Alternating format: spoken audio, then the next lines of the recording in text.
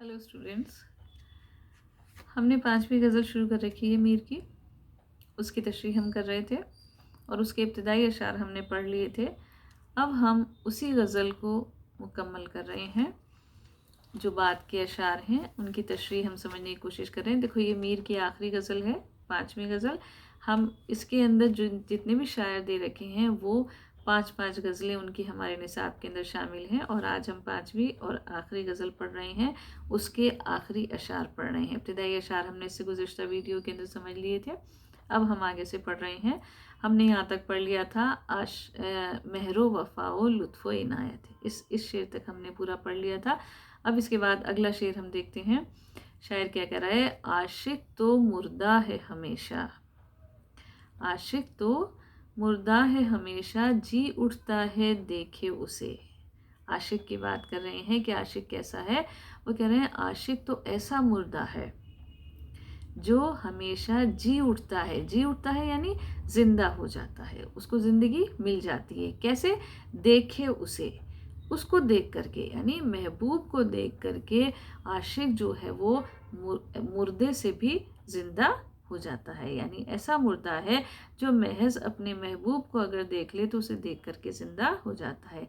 यार के आ जाने को, यार के मतलब महबूब, महबूब के आ जाने को यकायक उम्र दोबारा जाने है।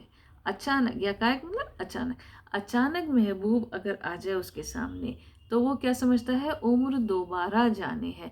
तो उसे ऐसा लगता है जैसे मुझे तो मेरी दूसरी उम्र मिल गई। क्यों? क्योंकि वो पहले मिसरे में क्या कह रहे हैं? आशिक तो मुर्दा है हमेशा, जी उठता है देखिए उसे। यानी आशिक तो ऐसा मुर्दा है जो अपने महबूब को देख करके जी उठता है, यानी जिंदा हो जाता है। मरने के बाद भी ऐसा लगता है उसे जैसे ज़िंदगी मिल गई हो, यानी नई जान पड़ जाती है उसके अंदर। मौत के बाद जीने, इसका मतलब ये नहीं है कि वो सही में मरने के बाद जी गया। मतलब कहने का उनका ये है कि आशिक जो है वो ऐसे मुर्दे की तरह है जो कि जिसे ज़िंदगी मिल जाए अचानक।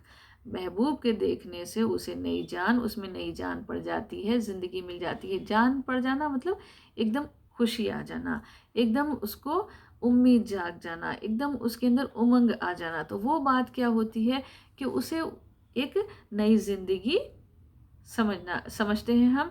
तो वो क्या कर रहे हैं कि आशिक जो है वो एक ऐसा मुर्दा है जो कि महबूब के देखने से हमेशा जी उठता है देखे उसे, उसको देखते ही हमेशा जी जाता है, यानी नई ज़िंदगी उसे मिल जाती है, ज़िंदा हो जाता है। यार के आ जाने को यकायक उम्र दोबारा जाने है। महबूब के आ जाने को अचानक उसे लगता है जैसे उम्र उसकी दोबारा मिल गई है, यानी उसको दोबारा ज़िंदगी मिल गई है। मरने के बाद भी उसे दोबारा ज़िंदगी मिल गई है, यानी मरते मरते इंसान जो है वो जी जाए, उसको नई ज़िंदगी मिल जाए, उसके अंदर नई जान पड़ जाए। तो वो क्या मतलब है उनका? यही बात वो कहना चाहते हैं कि आशिक जो है उसके सामने अगर महबूब आ जाए तो उसे ऐसा लगता है जैसे उसकी ज़िंदगी दोबारा मिल गई है उसे। क्या क्या फितने सर पर उसके, लाता है माशूक अपना। फितने क्या कहते हैं? फितने का मतलब होता है क़यामत। क्या क्या फितने सर पर उसके, लाता है माशूक अपना। शायर कह रहे हैं कि मैं आशिक के सर पर, उसके से मतलब आशिक, आशिक के सर पर महबूब जो है वो कौन कौन से फितने लेकर आता है, कौन कौन सी क़यामतें लेकर आता है। जिस बेदिल बेताबो तवा को इश्क का मारा जाने है। जिस बेदिल, बेदिल जिसके पास दिल नहीं है, बेदिल तो महबूब ने ले लिया है ना, तो वो कह रहे हैं वो तो बेदिल है। आशिक कौन है? बेदिल। जिस बेदिल बेताबो तवा, बेताबो तवा जिसके अंदर ताकत नहीं हो, ताब नहीं हो। ताकत, दवा कहते हैं ताकत को, ताब नहीं हो, ताकत नहीं हो उसके अंदर, वो आशिक जो है, उस आशिक को क्या है? जिस बेदिल बेताब तवा को इश्क का मारा जाने है। इश्क का मारा कौन है? इश्क का मारा आशिक, यानी आशिक ही जानता है कि उसका महबूब उसके सर पर कौन कौन सी क़यामतें लेकर आ रहा है। तो वो कह रहे हैं कि वो आशिक जो बेदिल है, जिसके पास दिल भी नहीं है और जिसके अंदर कोई ताकत अब बची नहीं, दुख बर्दाश्त करते करते उसकी सारी ताकत ख़त्म हो गई है, तो वो जो बिना मतलब बेतवा है, बेताब है, उस आशिक के सर पर उसका महबूब कौन कौन सी क़यामतें लेकर आ रहा आता है, ये तो वही जानता है। यानी उसी के दिल से पूछो कि वो कौन कौन सी क़यामतें उसका महबूब जो है वो उसके दिल पर ढाता है, उसके ऊपर ढाता है, उसके सर पर लेकर के आता है। तिश्नए खूं है अपना कितना। देखो इश्क इसके अंदर, गज़ल के अंदर आम तौर पर आशिक जो है वो तो मज़लूम है और महबूब जो है वो जालिम है। तो आशिक जो है वो हमेशा किस तरह शिकवा करता है, वो अपने जुल्म, उसके महबूब के जुल्म का और अपने दुख दर्द का किस तरह इजहार कर रहा है, ये हमें उसके जो पहलू निकलते हैं उनको हम तशरीह करते वक्त लिखते हैं, उसकी वजाहत कर देते हैं। तो शायर यहाँ भी यही कह रहा है कि आशिक जो है वो बेदिल है, यानी उसके पास दिल नहीं है और वो बेताब तवा है, उसके अंदर ताकत भी नहीं है, यानी बिना दिल का, यानी दिल तो महबूब ने ले लिया है और उसके अंदर दुख बर्दाश्त करते करते ताकत भी ख़त्म हो गई है, तो वो कमज़ोर है, नातवा है। और ऐसे में उसका महबूब जो है उसके सर पे कौन कौन सी क़यामतें लेकर आता है, ये वो ही जानता है, उसका दिल ही जानता है, यानी उसके दिल से ही पूछ सकते हैं हम, और कोई नहीं जानता। तिश्नए खूं है अपना कितना। तिश्नए खूं का मतलब है खून का प्यासा। तिश्नए खूं है अपना कितना, मीर भी नादां तलखी कश। मक्ता है गज़ल का, शायर का तखल्लुस आया है इसके अंदर। शायर क्या कह रहा है कि तिश्नए खूं है अपना कितना, अपना ही खून का प्यासा है कितना, मीर भी नादां तलखी कश। नादां का मतलब बेवकूफ़, सादा दिल, सादगी पसंद करने वाला, जो सादा है, बिल्कुल सादा मिजाज है, बेवकूफ़ है एक तरीके से। तो वो कह रहे हैं मीर जो क्या कह रहे हैं कि आशिक जो है वो अपने ही खून का प्यासा है, कितना कितना मीर भी नादा तलखी कश का मतलब है कड़वाहट को बर्दाश्त करने वाला।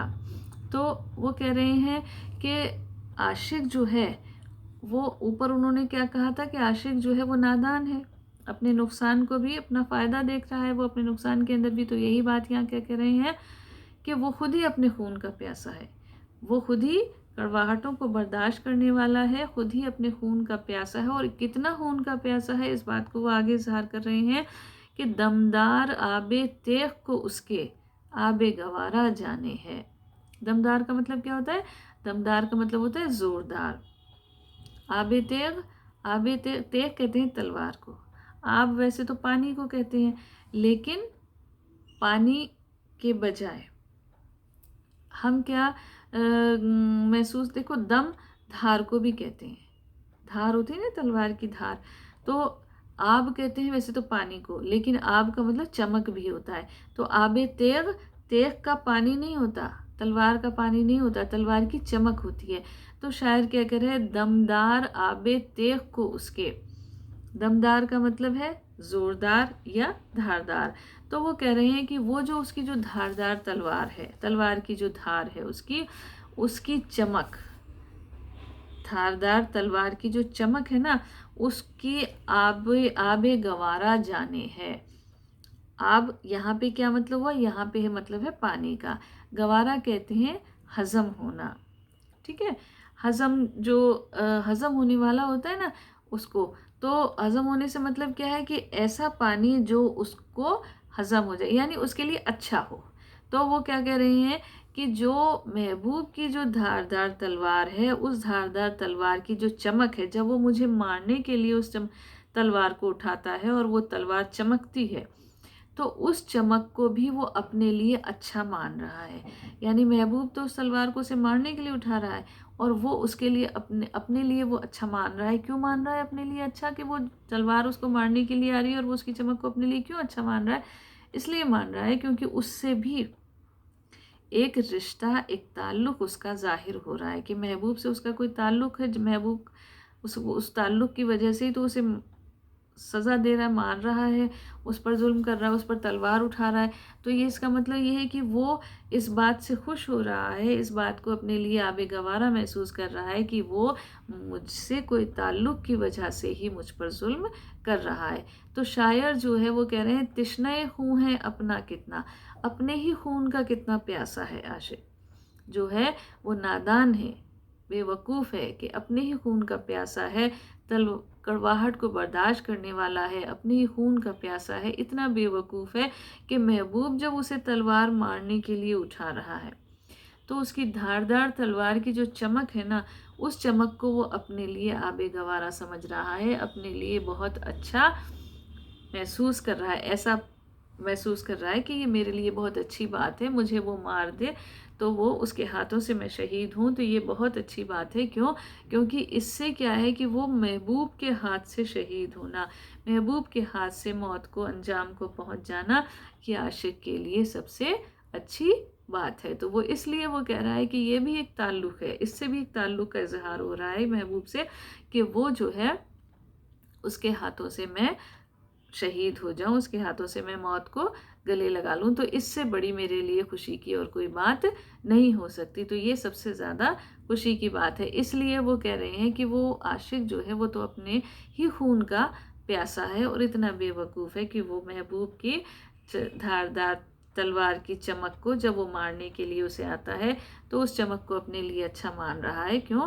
क्योंकि वो महबूब के हाथों से मरना, महबूब के हाथों से शहीद होना, महबूब के हाथों से मौत को गले लगाना, यही उसकी इश्क की इंतहा है, उसके इश्क का जो है वो अंजाम है और खुशी की बात है उसके लिए।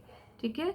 आज ये गज़ल ख़त्म हो गई है और मीर की 5 गज़लें हम पढ़ चुके हैं जो हमारे निसाब के अंदर शामिल थी। आज ये चैप्टर क्लोज़ हो गया, तो उम्मीद है आपको ये 5 गज़लें समझ में आ गई होंगी। गुज़िश्ता वीडियोज़ के अंदर हमने थोड़ा-थोड़ा करके इनकी पूरी गज़लें, मीर की पूरी गज़लें पढ़ ली हैं, मीर के पूरे हालात ज़िंदगी समझ लिए हैं और मीर की शायरी की ख़ुसूसियात का मुताला भी हमने कर लिया है। उम्मीद है आपको ये गज़ल समझ में आ गई होगी। अब अगले वीडियो में हम कुछ और किसी और मौजू पे गुफ्तगू करेंगे। Thank you.